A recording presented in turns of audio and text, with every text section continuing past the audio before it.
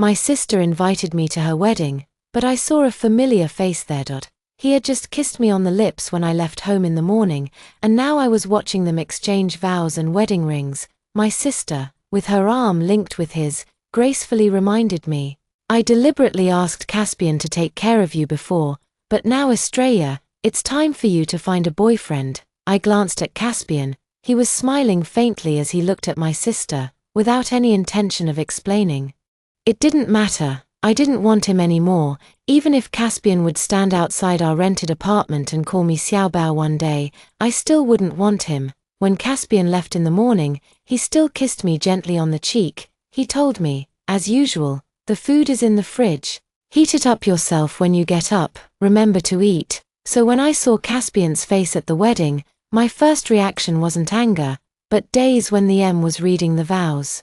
Caspian was looking at my sister carefully, only leaving me with a side view. There was a small mole at the corner of his eye. How many times had he broken our appointments because he was busy and made me angry every time he would act all clingy and coquettish towards me? I'll let you touch the mole at the corner of my eye. Don't be angry, I know you like it. I couldn't be mistaken. But why was it Caspian? After I was taken back to the Narcissus family, I rarely showed up in public doubt. I had never said that I was from the Narcissus family, and I had never coveted anything that didn't belong to me. I couldn't choose my identity, but I had tried my best to avoid the Narcissus family. But why was my boyfriend involved with my sister? Suddenly, my eldest brother grabbed my wrist. The MCC was asking Caspian, do you be willing to marry Miss Narcissus as your wife, no matter whether she is or not, at the same time? My eldest brother's voice reached my ears. Forgot to tell you, Caspian and our little sister are childhood sweethearts. Our little sister's temper has been spoiled by us to be always do as she pleases. I'm here to apologize to you. The little sister he mentioned wasn't me, it was Caspian's bride Narcissus. The elegant Miss Narcissus of the Narcissus family. My eldest brother had always been do as he pleases. The reason he was speaking so politely wasn't out of respect but dislike. I deliberately ignored my eldest brother's words and stared fixedly at Caspian. He didn't even spare me a glance from the corner of his eye.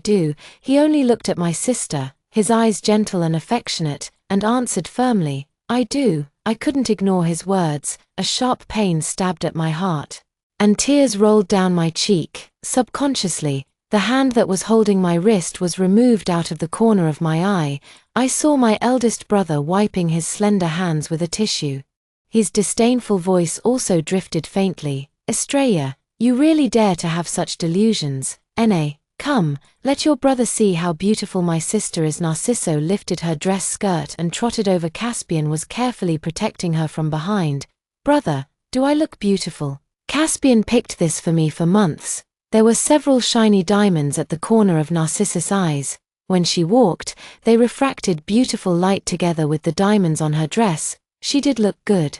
My eldest brother resumed his nonchalant look. Of course, my sister looks good. She would look good even without the stuff this brat Caspian picked.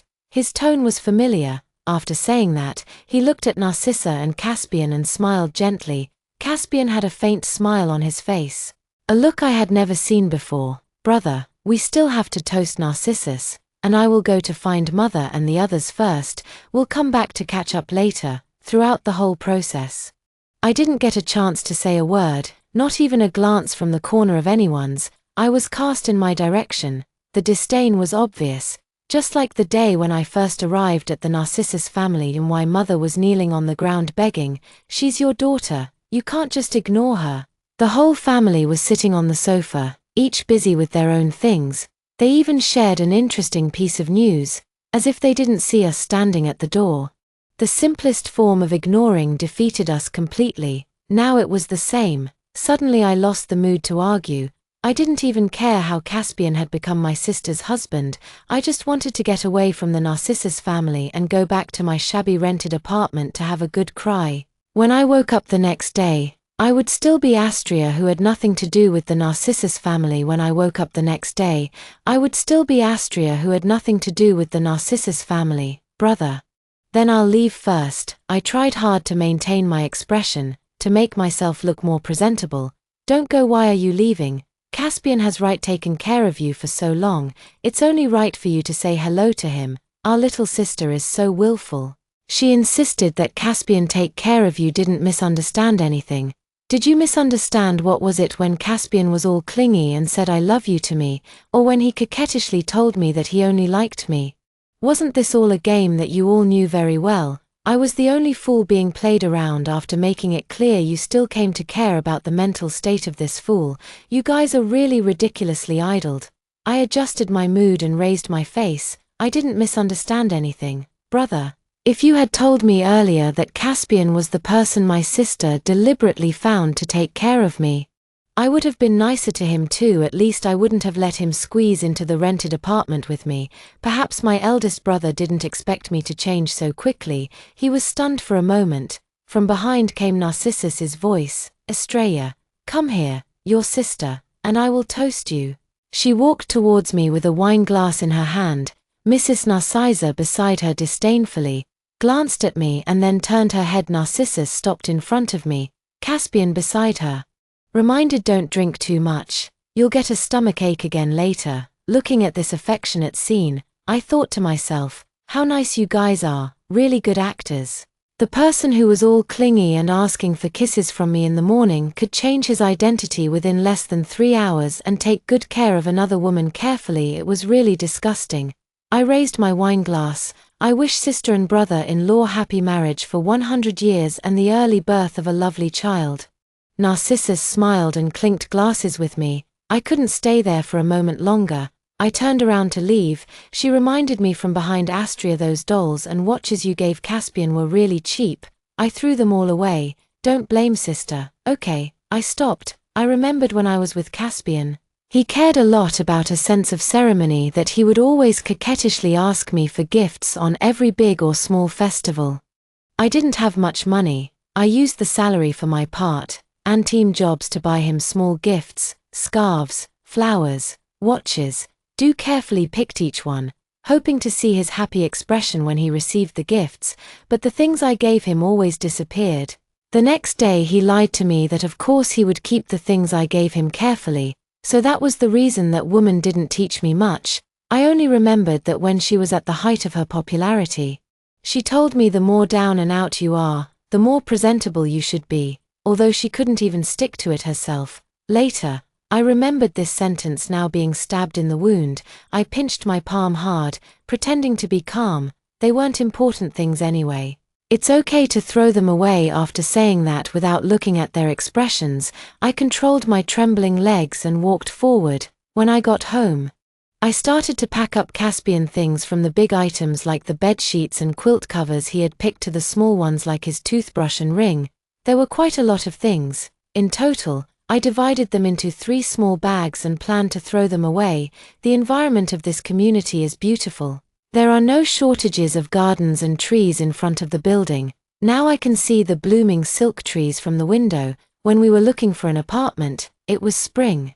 Caspian fell in love with this place at first sight because of the tall silk tree in front of the door, but the rent here was too high. I needed to take on twice as many private jobs to barely afford it, not to mention that I usually had to go to the laboratory. Finally, he hugged me and acted all coquettish, blinking his pitiful eyes at me. I gave in and nodded. This community doesn't have an elevator. I dragged the big and small bags of things down the stairs.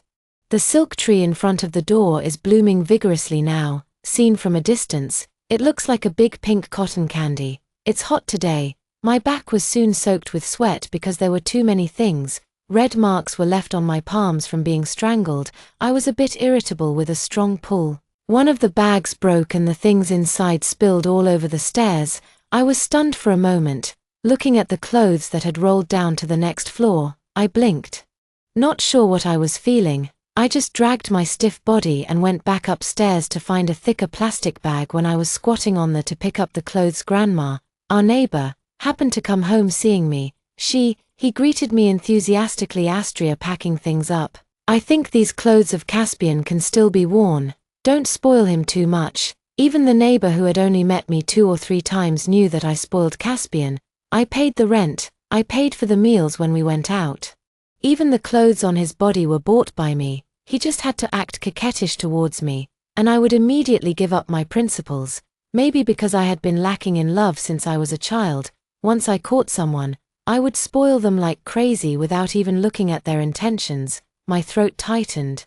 I wiped my face with my arm after calming down a bit. I answered, "Grandma, Grandma, I know I won't do it anymore," after throwing all the things into the trash can. I threw myself onto the bed and forced myself to close my eyes. When I opened my eyes again, the room in pitch black. I groped for my phone and called my senior sister. "Senior sister, I want to live in the school apartment. Is it still possible?" After talking to her, I sent a text message to the landlord. "I want to cancel the rental." I buried my head in the pillow again and couldn't help muttering to myself, "It's okay, just think of Caspian as a dream, I'm still the same me. An ordinary girl who got into the laboratory on her own, and my mother was wrong. I want to stay away from the Narcissus family. I have nothing to do with the Narcissus family. I have nothing to do with the Narcissus family. Estrella, you've come back just in time.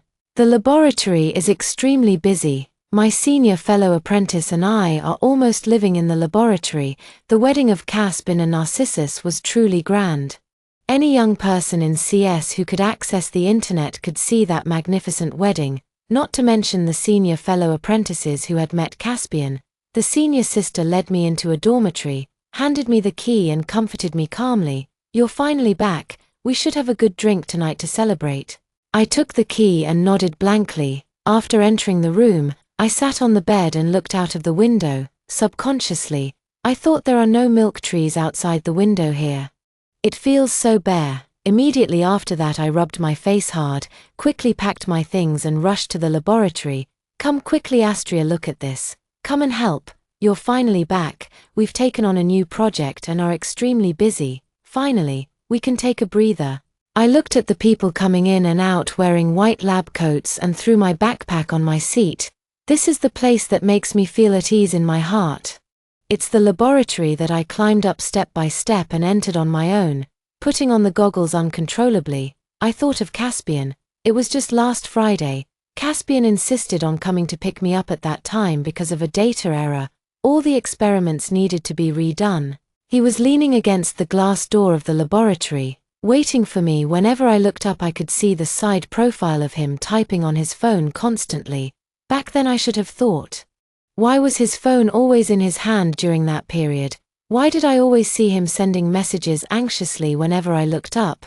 I thought he had met some more interesting or was planning to cheat on me, but I wasn't afraid if it came to that we could just part ways. What couldn't be kept didn't belong to me anyway, so I didn't bother to check his phone. I've always been able to take risks and accept losses, but I didn't expect that Caspian's acquaintance with me was a scheme. It was all calculated from the very beginning. From the first time we met, it was all deception. The boy who smiled at me gently was an illusion deliberately woven to target me. They just trampled on other people's sincerity like this. I should have known earlier. How could Narciso let me off so easily, snap out of it? The dropper has poked into the test tube. The senior fellow apprentice patted my shoulder and pulled me back to my senses, back to reality, back to reality. But won't they get their comeuppance for playing tricks on others like this drink? None of us are allowed to leave today. Sure enough, we still have to count on Estrella. We've completed more than half of it. We can take it easy tomorrow morning. Drink up, don't be polite. I huddled on the sofa, not understanding how things had turned out like this. One moment we were excitedly discussing data, and the next moment it had turned into a drinking party. The senior sister came to me with a glass of wine. "Estrella, have a drink to relax."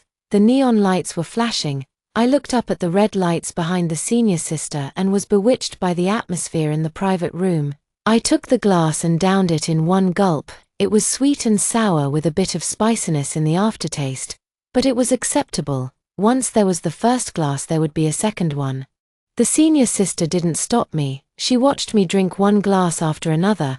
I hiccuped after drinking and collapsed on sofa. In my ears was the junior sister's hazy voice. "You take the junior fellow apprentices back first." It was as if a layer of gauze had covered my eyes. I couldn't see the lights clearly through the haze. I seemed to see Caspian. Our first encounter was simple. He dropped a fountain pen out of kindness. I picked it up and chased after him. He looked at the pen in my hand and his eyes crinkled at the corners. He smiled shyly. "Thank you.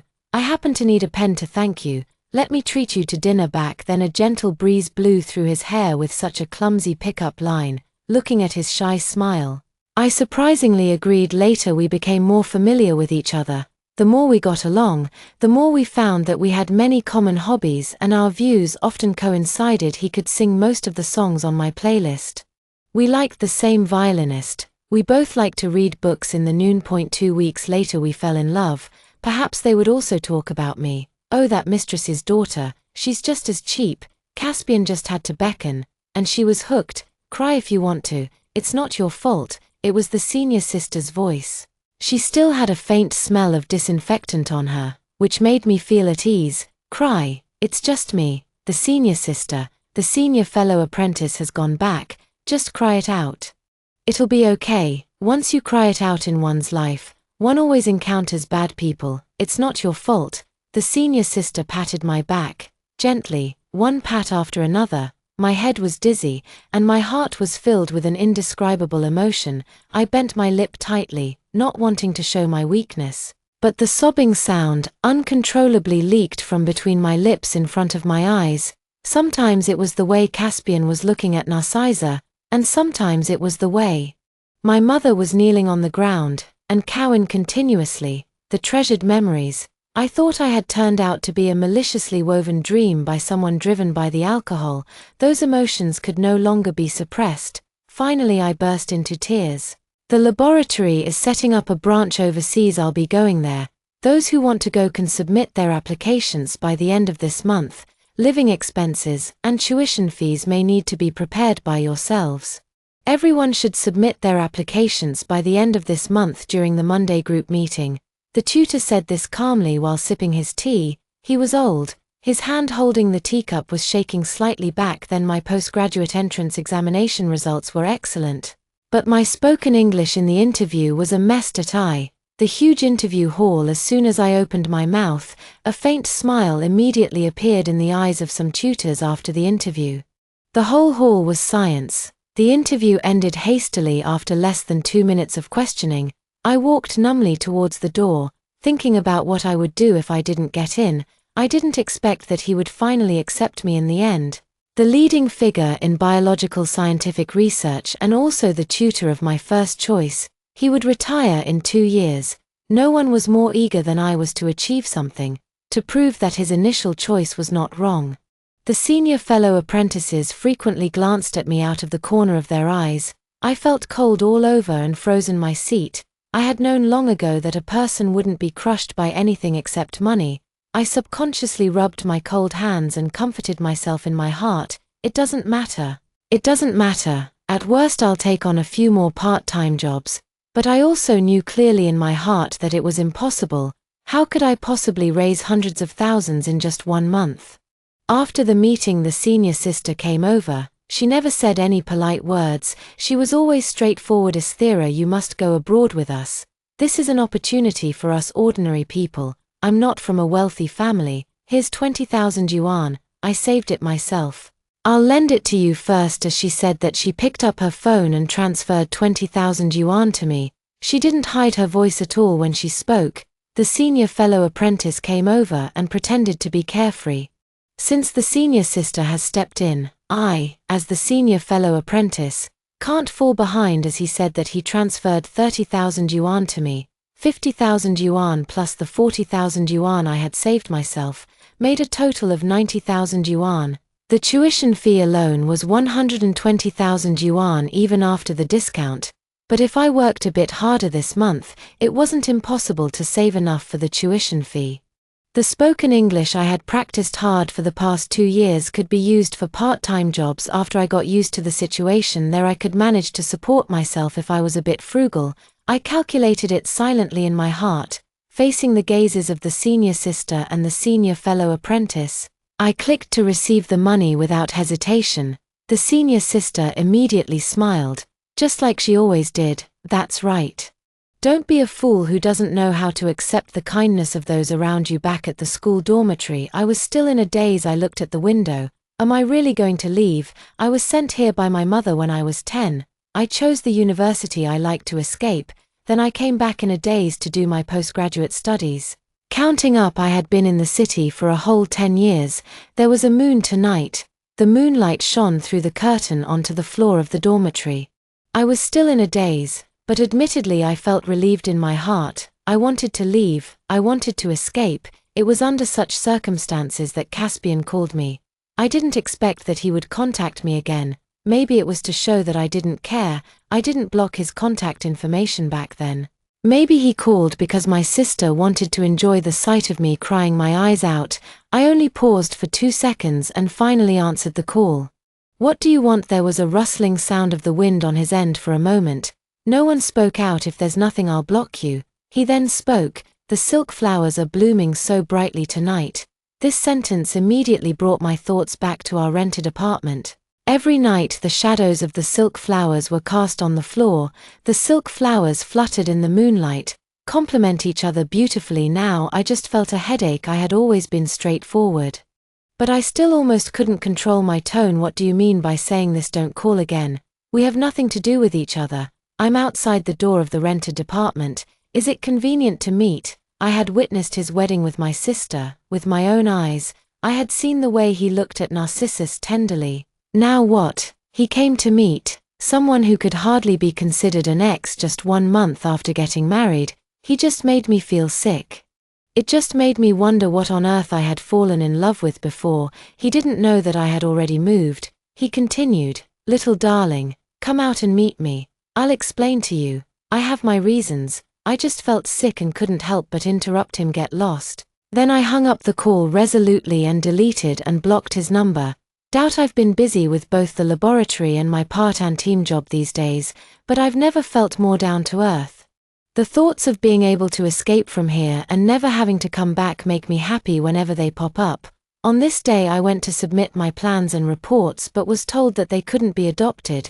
My heart sank and I couldn't even get a reason. When I asked, all they said was that they didn't meet the requirements, but they had accepted them before during our cooperation. Why not this time? Not giving up, I went to another company we had cooperated with before. But the result was the same. They wouldn't accept them either. In total, there were 4 planning documents, 3 biological research reports, and 1 new drug test result. The companies we had originally negotiated with, as if they had received unified training, all refused to accept them. And even the excuses were the same. They didn't meet the company's requirements. I was standing at the entrance of a company we had cooperated with many times, holding my backpack, not understanding what had gone wrong. When the vice president I had met before came out, I immediately stood up. The dizziness caused by squatting for a long time made me feel a bit nauseous, but I didn't stop. I rushed forward with sheer willpower. "Mr. Liu, can we talk?" The words blurted out at the same time. Another voice rang more clearly in my ears. "Then I'll trouble President Ali. Please let me know if you have anything to say." As the dizziness from standing for a long time passed, I could see the scene in front of me clearly. Vice President Liu, who had cooperated with me before, was standing there silently, respectfully, holding the door for the person behind him. Mrs. Narcissa walked out, chatting and laughing with the people around her like this. Her gaze fell on me without showing any emotion, and the person beside her immediately chimed in. "Where did this little girl come from? Hurry up and leave." Mrs. Narcissus' expression remained unchanged. She even still had the smile from when she walked out of the door looking elegant. "Then I'll trouble you. I wish our new drug a successful launch." She was saying this to me, not hiding the reason why no one wanted my design drafts at all. The vice president I had met before was still following them respectfully, bowing repeatedly. I thought Miss Narcissa would completely ignore me again as she had done many times before, but this time she stopped in front of me, as if she had just seen me. She adjusted her glasses frame, looking surprised. "Oh, why are you here? What are you doing here?" The scent of her perfume hit me and her makeup was exquisite. Meanwhile, because of the sun exposure, my clothes were sticking to my back. I knew I must look really disheveled at that moment. I opened my mouth to explain, but the person beside her immediately cut in. "So you know Mrs. Narcissa? What a coincidence. This little girl has done drug evaluations for our company before." Mrs. Narcissus smiled again. Well, it's really unfortunate this time. The Narcissus family's cooperation this time is for drug evaluations. It's such a pity. Then we probably can't continue our cooperation. Listening to their taunts back and forth, I clenched the reports in my hand. These were the things I had worked on through several sleepless nights, and every word was the result of my painstaking efforts. I've always known about capital suppress me. She has 1,000 ways to suppress me, but what made her take the initiative to target someone she had completely ignored this time I didn't understand, and I wasn't willing to accept it, but her next words dispelled my doubts. Come back to the old house this week. Both Narcissa and Caspian will be there. You can go and give your blessings to your sister and brother-in-law. Aren't you short of money? If you go, the Narcissus family will sponsor you. Her words were full of superiority like charity. I clenched the manuscripts in my hand and shook my head. No, Mrs. Narcissa, I have to work, I'm busy. I won't go. Her expression changed. She took a few steps forward to close the distance between us, completely ignoring the presence of others.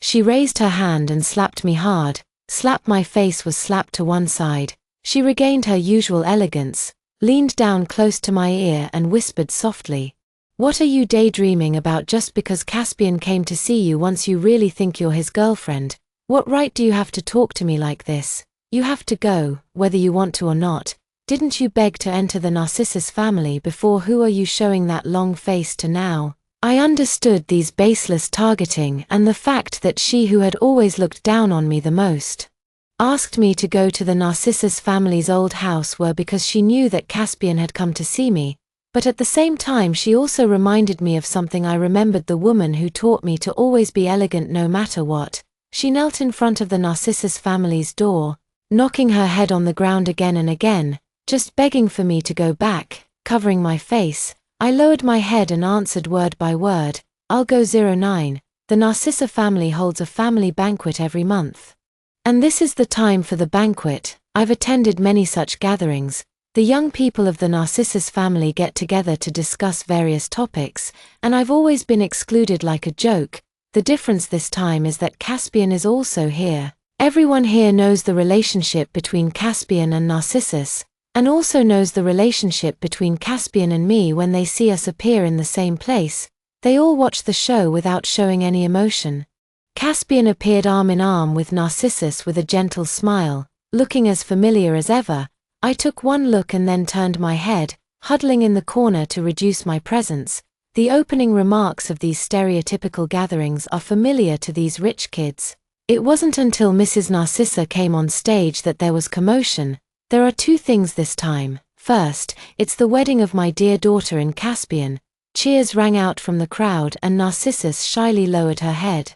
Mrs. Narcissus continued second. It's Estrella. Mrs. Narcissus paused, satisfied to see everyone's focused expressions. Everyone held their breath, eager to hear some gossip, to humiliate me, and also to mock the already prosperous Narcissus family. I stood up. It's that I want to sever tie with the Narcissus family. I hope everyone can be a witness. My voice was clear and the expressions of disbelief appeared on the faces of everyone in the hall at the same time.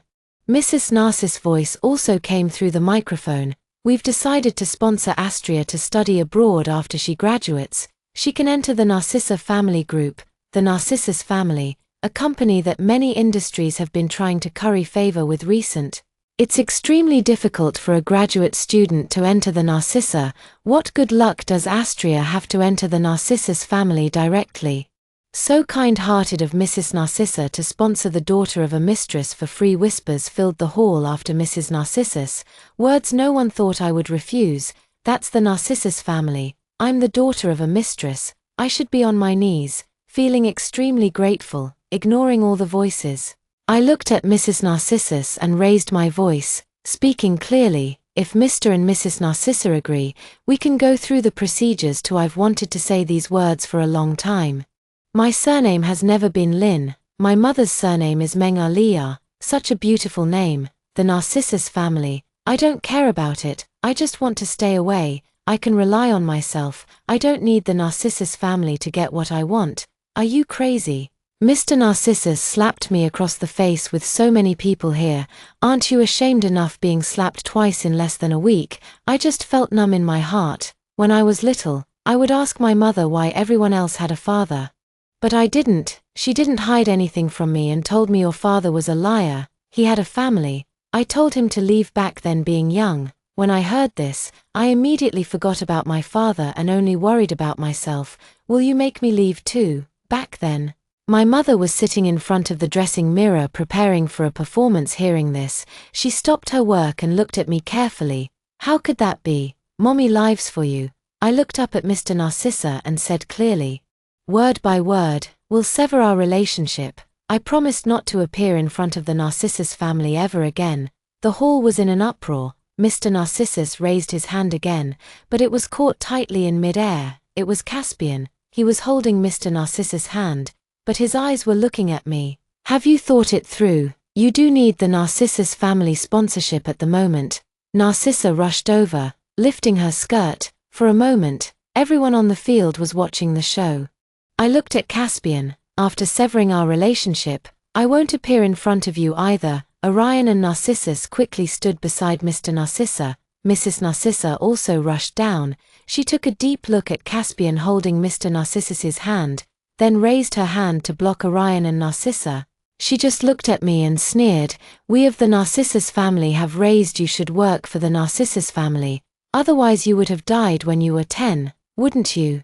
The people around seemed to have just realized and suddenly started to echo, right after raising you for so many years. Don't you know about repaying kindness? Mrs. Narcissus is so magnanimous. You've even entered the Narcissus family's door instead. I smiled, looking up with the palm print on my face. I said, raising me? Are you talking about when I was 10 and almost froze to death and the nanny was fired because she took pity on me and brought me back to the storeroom? Or when my high school teacher couldn't bear it anymore and you gave me 100 yuan a month? Or living in the attic storeroom and helping to tidy up the clutter in my free time? Or never having a meal in the Narcissus family, but having to do everything like a servant? Mrs. Narcissus's expression suddenly became awkward. I scanned the circle and the people who had been chattering non-stop just now suddenly fell silent. They're all hypocrites. 3 years of high school, 36 months, 3,600 yuan. Do you remember that 4,000 yuan bracelet? I've already paid it back from 10 to 18 years old, 8 years living in the storeroom and doing the work of a nanny every day. I've already paid it back too. Mrs. Narcissa looked dazed. Well, a 4,000 yuan bracelet, especially since it was given by me, probably looks like trash in her eyes. My cheek stung. I touched my cheek and looked at the people around me. I don't owe you anything anymore. I'll return these 2 slaps sooner or later. Let's follow the legal procedures from now on. I turned around and left this place with whispers rising behind me. How ungrateful. Who does she think she is? Will she ever have a chance to succeed? After leaving the Narcissus family, I ignored them all, leaving them behind along with my rotten past. You're crazy. Do you know how much it costs to study abroad before I could walk out of the gate of the Narcissus family? Caspian dragged me into the nearby garden and tightly gripped my wrist.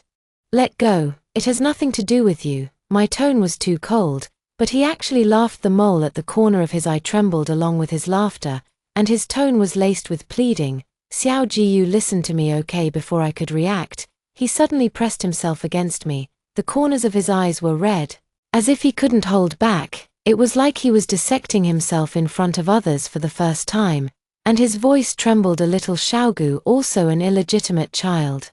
I waited the whole night that day, only to be told that you had already moved away. His breath was hot and the hand grasping my shoulder was trembling slightly. Give me some time, okay? When everything is settled, we can be together properly. Looking at his frenzied appearance, I just felt dazed. Narcissus used Caspian to deceive me, and Caspian used her to get what he wanted. These people essentially are no different. They are all equally disgusting. What on earth was I in love with before? I ignored Caspian's question and forcefully pried his hand away. I'm leaving. I haven't finished running the data yet. Suddenly, provoked by these words, he grabbed my wrist and pulled me back. Don't you understand? We can never compare to those born with a silver spoon in their mouths. We'll always be trampled under their feet. Only by using them can we get what we want. Why do you want to sever ties with the Narcissus family? The Narcissus family is a great springboard. My wrist hurt from being pulled. I turned to look at Caspian and slapped him hard with my other hand. Get lost, don't show up in front of me again, Estrella. Fill out this application form. My tutor casually handed me the application form. I took it. Those few thin sheets of paper carried my dream from the age of 10 until now. But I couldn't even scrape together the tuition fees. I had known for a long time that bad people don't necessarily get their comeuppance. Instead, those good people who have always been expecting bad people to get something they deserve are likely to be crushed by something insignificant in the eyes of those people. My fingers subconsciously rubbed the paper, lingeringly twisting it. Little, it doesn't matter. Wait for me for a year. Dad, I can still go there on my own. But for now, I see, and stood up, intending to hand the application form back. My tutor's words stopped my movement. The Narcissus family once came to see me. He was holding his usual porcelain teacup with a pinched handle, not even looking at me, and continued. The Narcissus family is now on its last legs. They offered me a high salary to recruit me, but I'm old and don't want to go. But when they talked about you, my most accomplished student, I went to meet them. My heart was pounding. The old man had a look of regret on his face. That's what I learned about your family. As he spoke, he pushed a car in front of me and added, it's a loan. You must come with me to study abroad. There was no need to explain. The future results would be the best explanation. I held back my tears and reached out to take the card on the table. When I walked out the door, I couldn't help but turn around and ask, what do you mean by saying I'm your most accomplished student? Hearing this, the old man's face was full of pride. His head bobbed up and down as if recalling something. I snatched you from the hands of other tutors. I nodded without changing my expression and forced myself to return to the student dormitory. The moment I closed the door, I collapsed on the floor and burst into tears. I was forcibly stuffed into the Narcissus family by my mother, deceived thoroughly by Caspian, and thought I was just an unofficial person, kindly taken in by my teacher, but unexpectedly. No, I was snatched. It turns out that I wasn't always the option to be abandoned. I was also chosen. I could also be the first choice. The days abroad passed quickly. Time always slips away in the blink of an eye. The constant research was almost overwhelming. But fortunately, the new drug was successfully developed. I finally achieved something and could finally proudly mention my tutor's name in front of others on the day the pre-erect ASE announcement of the new drug was made. Everyone went out to celebrate, but I was in the laboratory cleaning test too. All the efforts were validated at this moment. I received my first bonus and praise that I had never even dared to imagine before they called me Teacher Alia. The water flowing over my hands made me a bit dazed. The stone in my heart finally dropped. Some lingering grudges were finally settled. It was under such circumstances that Caspian knocked on the glass of the laboratory. The structure of this laboratory here was exactly the same as that in China. When I looked up, I saw Caspian's face in a daze. It seemed to overlap with how it was a long time ago. I only glanced at it and then lowered my head, laughing at myself. Suddenly I thought of my mother, that woman who always maintained her elegance. My impression of my mother wasn't that deep, but I still remembered some of her words.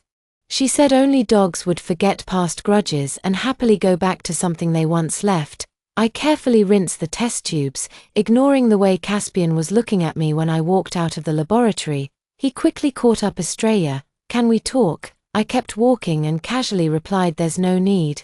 He grabbed my wrist. His eyes were red and there was a bluish-purple mark under them, looking as if he had been staying up for a long time. Looking at me, he opened his mouth softly. Do you have to be this ruthless? I shook off his hand forcefully and my voice was laced with a bit of tiredness. We're not on the same path. Caspian suddenly excited. The corners of his eyes turned red and his voice was faintly choked with sobs. Why aren't we on the same path? Tell me, Estrella, why? I just don't want to be trampled under others' feet. Am I wrong? Wait for me, Estrella. Wait for me to take over the Narcissus family and I'll divorce Narcissus. Wait for me. No one wants me. You can't abandon me, Astria. As Caspian was speaking, he tried to pull me into his arms. I was so tired whenever I got close to the Narcissus family or Caspian. I felt exhausted, as if my energy had been sucked away. I just wanted to stay away from them. Tiredness filled my body and mind. Caspian's words bombarded me. He held on to me and refused to let go. I raised my hand and with all my strength, slapped him back-handed. His whole body was trembling slightly. He covered his face, his eyes full of loneliness. Perhaps in his memory I was still the Astria who doted on him. But I had changed. I had even changed my name. I wasn't Asthera anymore. I was Alir. The nearly 6'3" man covered his face and suddenly crouched down his shoulder blades, trembling slightly. Looking at him like this, I didn't know what to feel. I just softly reminded him, next time we meet, don't call me Estrella anymore, Amelia. After saying that, I turned around and left. Not caring about Caspian at all. Later, a long time after I returned to China, I learned that on that day, Caspian's biological mother died in an alley. No one cared, no one paid attention, and no one informed him. When Caspian rushed there that night, the body had already been cremated. He didn't even get to see his biological mother for the last time. The person who told me this was full of gossip, eager to catch any expression on my face. But what did his affairs have to do with me?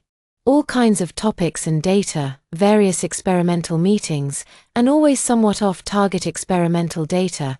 These constituted my 3 years that were confusing but not aimless. I was standing at my workstation, packing up my things, when I remembered the busiest times I would blurt out, "Give me a petri dish" when going out to eat. I always felt like I was still the same as when I first arrived. After packing up, I stood at my workstation and took one more look at the familiar place the bottles and jars were placed, where they should be, and our positions had been taken by new people. Everything seemed the same, but also seemed to have changed. A junior student who I was mentoring saw me and greeted me with a smile. "Senior, you've killed another one." I smiled and comforted him. "It's okay, you'll find the same plant in a forgotten water bottle." Later, my senior sister came over and patted my shoulder, her hand subconsciously resting on her abdomen. Looking at the way my senior brother was waiting outside the door, I teased so clingy. My senior sister gave me a reproachful look and said, "You should also find a boyfriend." I placed my hand on my senior sister's abdomen. It was still flat for now. It was hard to imagine that a life was being nurtured there. I changed the subject. "Do you think it'll be a boy or a girl?" Sure enough, the senior sister was diverted by the new topic. Either a boy or a girl would be fine, but I'd like a girl. It would be so nice to dress her up beautifully every day at that time. What she envied most was seeing other girls wearing princess dresses. Her eyes were moist when she said that I pulled the senior sister away. "A girl would be great. I'll send you mother-daughter outfits. Then you can both wear princess dresses together." When we reached the door, the senior fellow apprentice naturally supported the senior sister and looked at me. "We're going back to our country. Are you coming with us?" They looked at me worriedly. I curved my lips into a smile. "Of course I am." I remember clearly that it was a rainy day when I left, and it was also a rainy day when I came back. The raindrops were sticking to my body, making me feel damp. The senior fellow apprentice and the senior sister were both locals. Over the years, the senior fellow apprentice had used his savings to start a small company, and it was now in the prime period of growth. I ignored the job applications from many large companies and just followed them wherever they went. I thought I would never see anyone from the Narcissus family again, but I didn't expect it to happen so soon, exactly 1 week after returning to the country. The senior sister assigned the senior fellow apprentice and me to negotiate a project. Only when we arrived did we find that sitting opposite us were Mrs. Narcissus and Narcissus. Mrs. Narcissus was taken aback when she saw me. Then she put on a proper smile and walked towards my senior fellow apprentice, speaking in a flattering tone. "These must be the students of Professor Zhong." Professor Zhong recommended that we meet then. As if she had just noticed me, she said, "Oh, Estrella is back too." Narcissus just stood aside with her chin slightly raised. The senior fellow apprentice pretended not to hear her. He pulled me to sit down and leaned close to me, whispering, "The teacher insisted that I bring you here to get back at them for the injustice you suffered." Then he winked. "Then you can start by talking about the content of the cooperation." The senior fellow apprentice leaned back in his chair, raising his chin to point at Mrs. Narcissa. Surprisingly, Mrs. Narcissus endured this attitude. She asked with a puzzled look on her face, "But Professor Zhong said that I should just sign the contract directly with you." The Narcissus family, which had made its fortune from a certain drug and had remained unchanged ever since. Had known 3 years ago that they were on the verge of running out of resources, otherwise they wouldn't have hired my tutor at a high salary, and the current situation of the Narcissus family was just like a spent arrow. New companies were emerging one after another. The companies that used to cooperate with the Narcissus family were now stringing them along, turning to cooperate with smaller companies instead to obtain greater profits. The senior fellow apprentice's expression remained unchanged. "I don't know about that. Please talk about the specific cooperation details. If it's suitable, I'll sign." The term specific cooperation was quite ambiguous. It could simply mean a brief overview, or it could cover everything from the content of the cooperation to the preparations and financial planning. It would take at least a few hours to discuss all these aspects. Usually there were dedicated people to handle such matters, but this time Mrs. Narcissa had only brought Caspian. She looked a bit embarrassed, but still managed to say a few words. Then Narcissa, who was standing beside her with a livid face, interrupted. "Let me continue." The senior fellow apprentice's face darkened, but he still said gently, "I think Mrs. Narcissa was doing just fine. The Narcissus family was far from what it used to be. Since they were asking for our help, Mrs. Narcissa actually endured it and started to explain the details seriously. After talking for nearly an hour, she roughly described the vision and arrangements for the cooperation." The senior fellow apprentice looked at his watch and raised his hand to interrupt Mrs. Narcissus. "Sorry, we found a more suitable candidate. It's getting late. We'll be leaving now." Miss Narcissa couldn't keep her composure anymore. She sat in her chair with her arms crossed and said, "Astria, you've really become something." The senior fellow apprentice didn't say anything, just looked at me and smiled, knowing that the negotiation for this cooperation was going nowhere. Mrs. Narcissus no longer bothered to hide her feelings. Narcissus chimed in, "You're just like your mother." I ignored his words. I stood up under his gaze and looked at Mrs. Narcissa. "I'm here to return something to you." I walked closer, looked at Mrs. Narcissus's face and raised my hand to give her 2 hard slaps. One on the left and one on the right. The slaps that had landed on my face 3 years ago were finally returned. 3 years later. Mrs. Narcissus came to her senses and started screaming, "How dare you hit me? How dare you hit me?" As she said that, she raised her hand trying to grab my hair. I grabbed her wrist and pushed her down hard. "Don't disgust me. I have nothing to do with the Narcissus family anymore. Get as far away from me as you can." Once we got in the car, the senior fellow apprentice cheerfully said to me, "Look at their expressions. Ha ha ha, we'll leave the rest to you." My eyes felt hot and I subconsciously picked up my fingers. "If they don't come to provoke me next, I won't take the initiative to bother them either." Hearing this, the senior fellow apprentice looked at me and said, "Well, you've always been like this. Don't let anyone bully you." I didn't say anything, just looking at the road ahead. The senior fellow apprentice said to me in a light-hearted tone, "Hold on tight. The senior sister is almost done cooking. I'm going to pick out a princess dress now. You can give me some advice." The company of the senior fellow apprentice and the senior sister was gradually on the right track, and my salary was raised again and again. They wanted to give me some shares, but I refused. I didn't contribute a single penny when they started the company. Now that the senior sister's belly is getting bigger and bigger, how could I have the nerve to take a share of the company that they worked so hard to build? Then you can try applying to other companies. Our company is just like this anyway. I don't have big ambitions as long as I can take good care of your senior sister. That's enough." I submitted my resignation letter on the same day, which made the senior sister laugh out loud. "You really haven't changed at all. You've always been so straightforward." The senior sister paused for a moment, then her belly was bulging high, her calves were swollen, and her face was also a bit puffy. But she looked gentle and loving as a whole. Watching her subconsciously stroke her belly, I couldn't help but wonder, did my mother look forward to my arrival like this back then? "If you get bullied, come back quickly." The senior sister's voice pulled me out of my thoughts. I answered softly, "Okay." I quickly found a new job in a city that was completely different from here. The air was clean and there were flowers in all 4 seasons. It was also the hometown that my mother used to talk about. It was raining again on the day I left the senior fellow apprentice, and the senior sister came to see me off.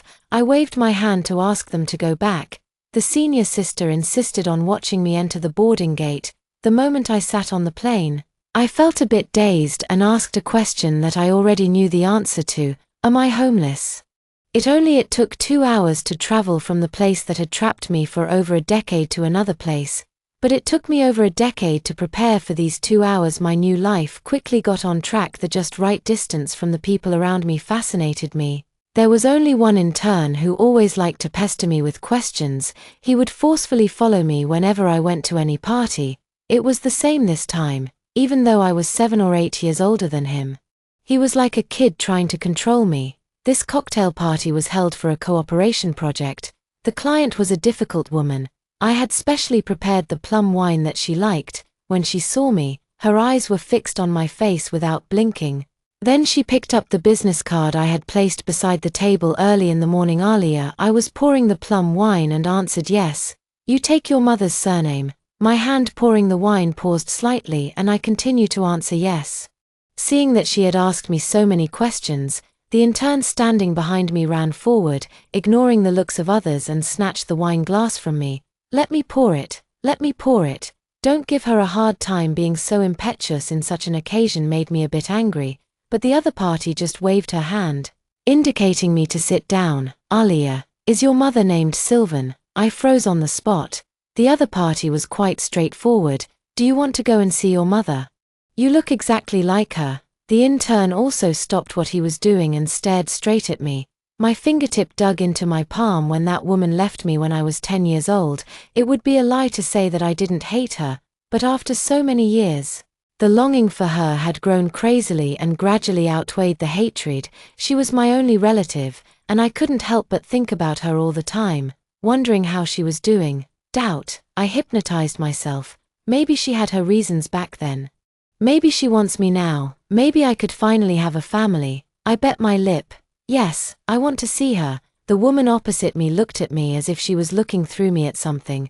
She was taken aback when she heard my words. Wait for me at the door at 10 o'clock tomorrow morning. I'll take you to see her. I arrived an hour early the next day. I deliberately put on brand new clothes and wore light makeup. During this 1 hour my heart was pounding non-stop.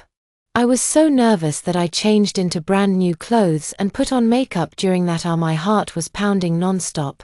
I was wondering how I should start the conversation. Hello, I'm your daughter. It sounded too deliberate. Mom, how are you doing now? It was too enthusiastic that I was so anxious that I kept pacing back and forth. The woman saw my appearance and smiled. You look more lively now. The intern was following behind her. The intern called out crisply, Mom, maybe we should forget about it. The woman gave him a sidelong glance and he scurried over to me and forcefully stuffed a piece of candy into my hand. The woman stood in front of me, looking at her son with a disappointed expression. Let me introduce you. Can call me Ansha. I'm a good friend of your mother's. This is my son Ethan. Ethan gently held my hand and I was stuffed with another piece of candy in my palm. Ansha looked at me and asked again, are you sure you want to go and see her? I nodded, and another piece of candy was stuffed into my palm. Once we got in the car, the navigation showed it would take 2 hours. I watched the increasingly desolate scenery on both sides of the road, and my heart sank. Ethan was chattering non-stop and Ansha indulged him, but I found it really annoying. I was so annoyed that I couldn't even think carefully about what might happen when I met my mother.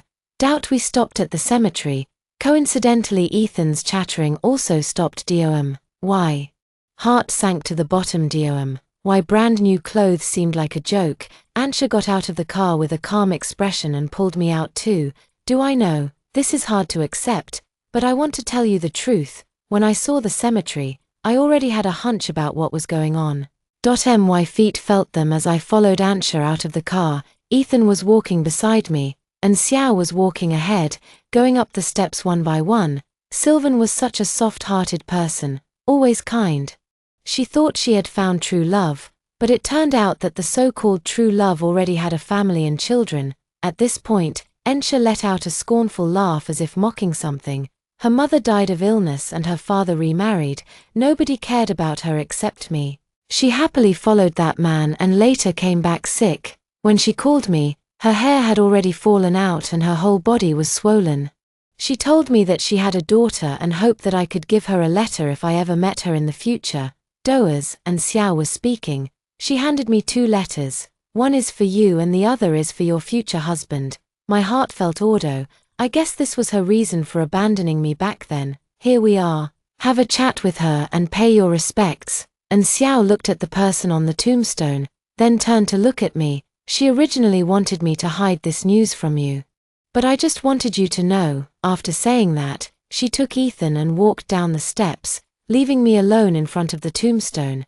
It had been over a decade. I could hardly remember my mother's face clearly. All I remembered was that she was very kind to me, and also that she was really heartless when she abandoned me. Looking at the woman smiling brightly in the photo, I couldn't help but wonder, would she regret abandoning me back then? I opened the thin letter in my hand.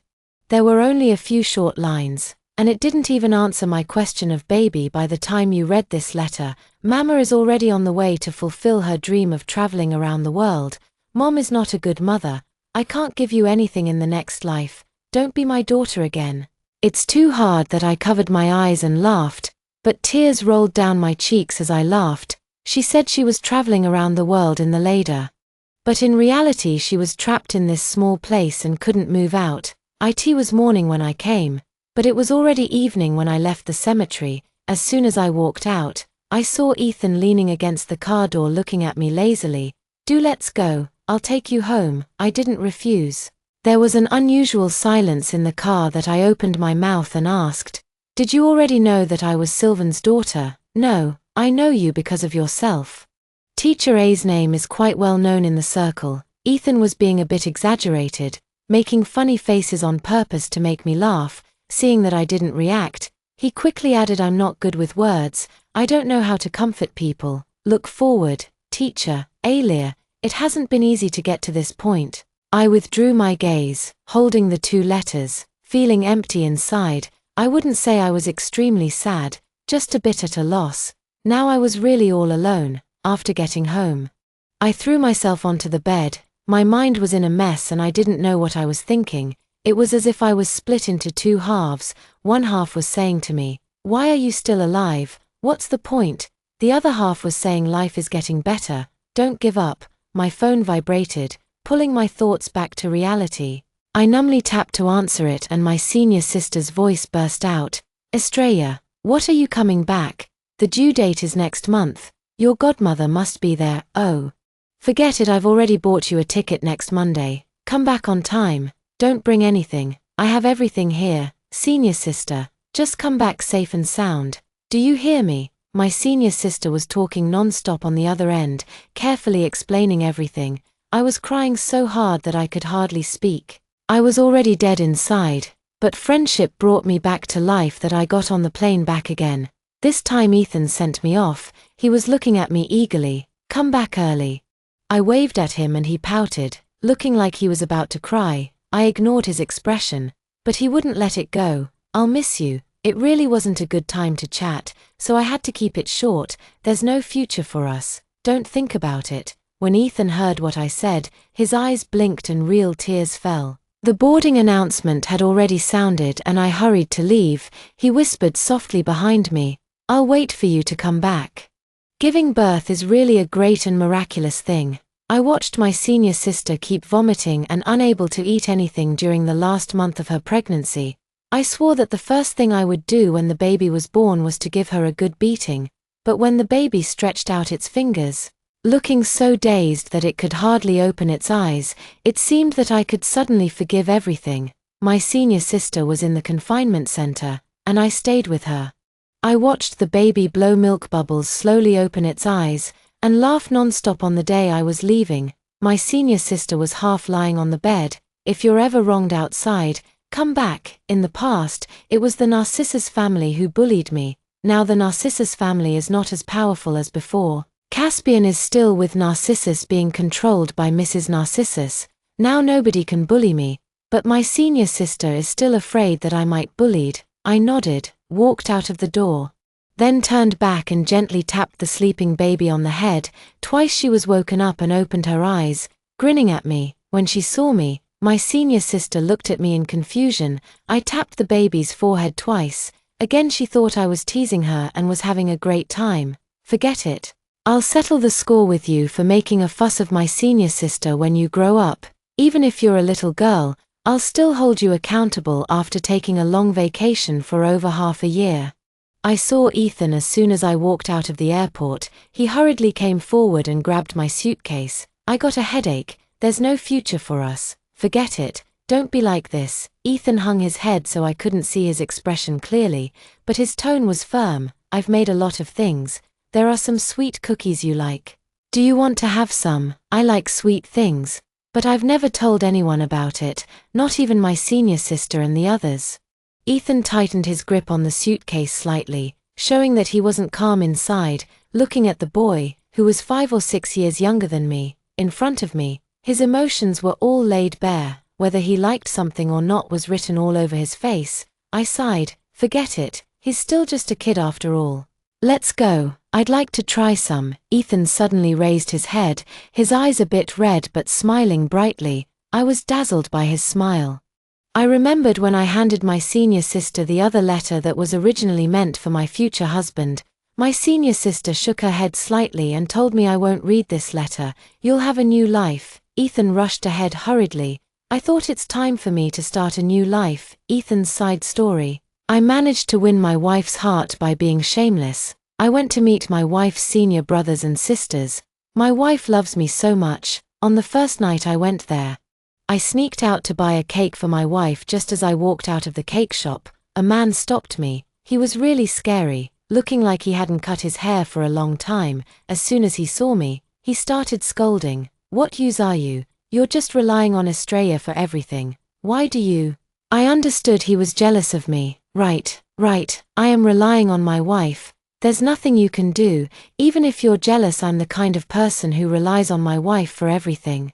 The man opposite me turned green when he heard me keep calling my wife wife. I wanted to show off a bit more, but suddenly someone grabbed my hand. My wife was panting slightly. Why didn't you answer when I called you? I looked at my phone. There were 2 missed calls. Oh no, I was so busy showing off that I missed the calls. The man opposite me was a bit stunned when he saw my wife and shouted at her. Astria, my wife dragged me away. I saw that she didn't look too good. So I tugged at her hand and asked cautiously, who is he? I don't know. After saying that, she added with a stiff face, tell me before you go out next time.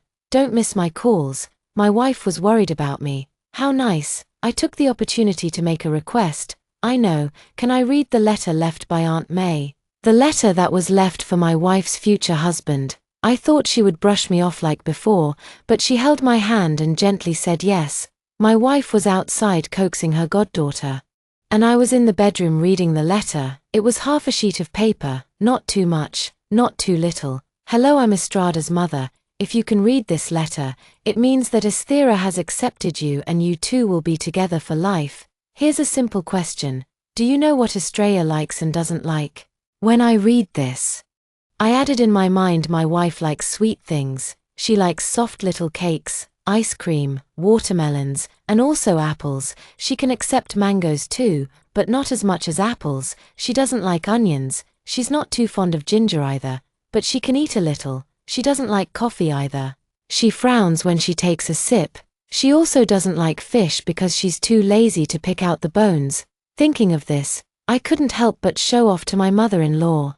But I like fish and my wife will indulge me and eat fish with me. If you can't even answer such a basic question, please, for the sake of a mother, slowly stay away from Astria. If you can answer it, it's not something to be proud of either. It's easy to observe these things. Next. I hope you can remember these words if you don't like her in the future. Please don't hide it if you feel that she is different from what you imagined. After marriage, please don't hide it. If you get tired of seeing her buried in daily chores, please don't hide it. If you feel disgusted seeing her body out of shape after 10 months of pregnancy, please don't hide it. If you get annoyed seeing her always talking about the children, please don't hide it. I believe my daughter can accept your honesty, but she can't bear one deception and betrayal after another. A dying mother writes these words. If you can't do this in the future, I'll become the air you breathe, the wind you blow, the water you drink, and the people you interact with one by one, haunting you until you die and never letting you go. If you feel scared now, please return the letter to my daughter, explain and leave. Do. I was a bit stunned looking at the letter when my wife knocked on the door. It's time to eat. I rushed over and nestled in my wife's arms crying, "Wife, can we not have children in the future?" My wife patted my shoulder and sighed, "I just agreed to be with you." "Why are you talking nonsense again?" I kept crying, thinking about the content of the letter. My wife seemed a bit disgusted and backed away slightly, which made me cry even harder. After a long while I heard a muffled voice beside my ear. "Okay, the end. Alright, that's the end of today's story. If you enjoyed this video, please subscribe. We'll keep updating with more exciting stories, and we look forward to seeing you next time.